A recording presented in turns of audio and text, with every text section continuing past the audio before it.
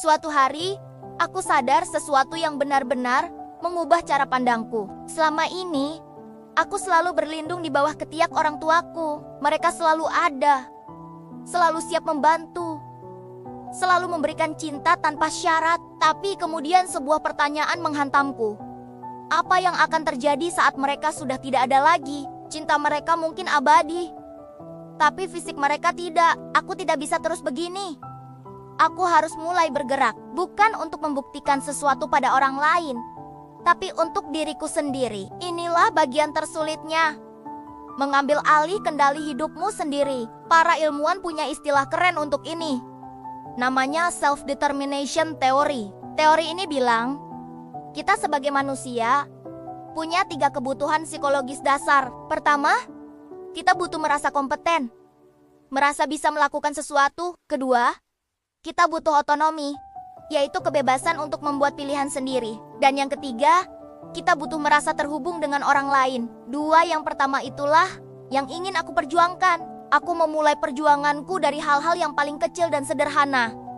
Contohnya, mengambil air minum sendiri. Dulu, setiap kali aku haus, ibu atau ayah pasti langsung sigap mengambilkannya untukku. Tapi hari itu, aku bertekad melakukannya sendiri. Tanganku gemetar, gelasnya terasa berat, dan benar saja, airnya tumpah sedikit, membasahi meja. Secara refleks, ibu langsung mau berlari mengambil lap, tapi aku menahannya. Dengan suara yang mungkin sedikit bergetar, aku bilang, "Biar aku yang bersihkan, Bu."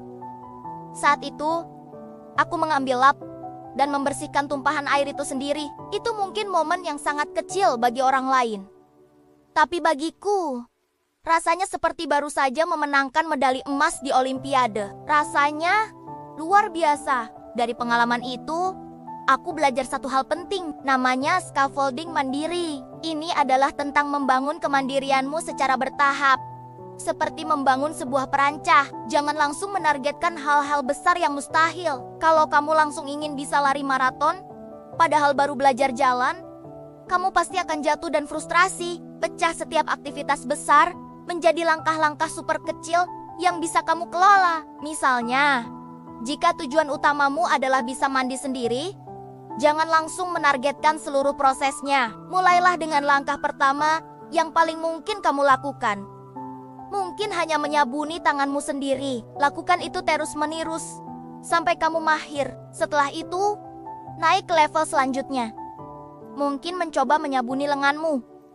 Terus begitu, selangkah demi selangkah. Setiap langkah kecil yang berhasil adalah sebuah kemenangan yang akan membangun rasa percaya dirimu. Jika kamu belum bisa bicara dengan lancar, mulailah dengan mengambil alih keputusan-keputusan kecil. Daripada membiarkan orang lain memilihkan bajumu setiap hari, coba tunjuk sendiri baju yang ingin kamu pakai. Itu adalah bentuk komunikasi. Itu adalah bentuk otonomi. Kamu sedang melatih otot pengambilan keputusanmu. Bagian yang paling krusial adalah komunikasi dengan orang-orang di sekitarmu, terutama keluargamu. Mereka menyayangimu, jadi naluri alami mereka adalah melindungimu dan membantumu. Tapi terkadang, bantuan yang berlebihan justru bisa menghambat pertumbuhanmu. Kamu harus berani menuntut 2 hak fundamental.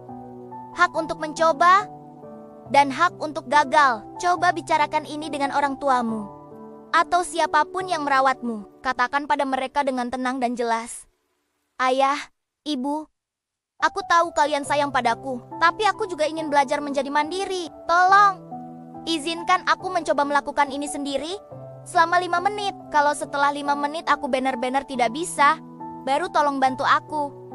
Memberi batasan waktu seperti ini bisa membuat mereka lebih tenang. Mereka tahu kamu tidak akan dibiarkan kesulitan terlalu lama, tapi 5 menit itu adalah waktu emas bagimu. Dalam 5 menit itu, kamu punya kesempatan untuk bereksperimen, untuk mencari cara, dan bahkan untuk gagal. Ingat, kegagalan bukanlah akhir dari segalanya.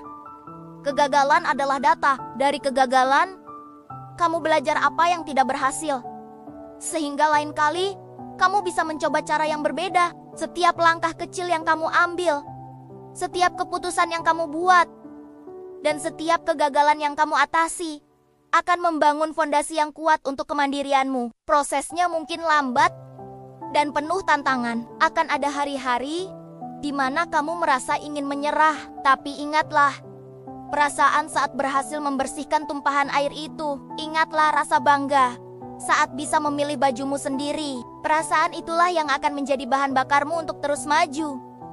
Kamu bisa melakukan ini. Mulailah dari hal kecil. Mulai dari sekarang. Terima kasih sudah menonton. Jangan lupa bagikan video ini jika bermanfaat. Dan sampai jumpa di video berikutnya.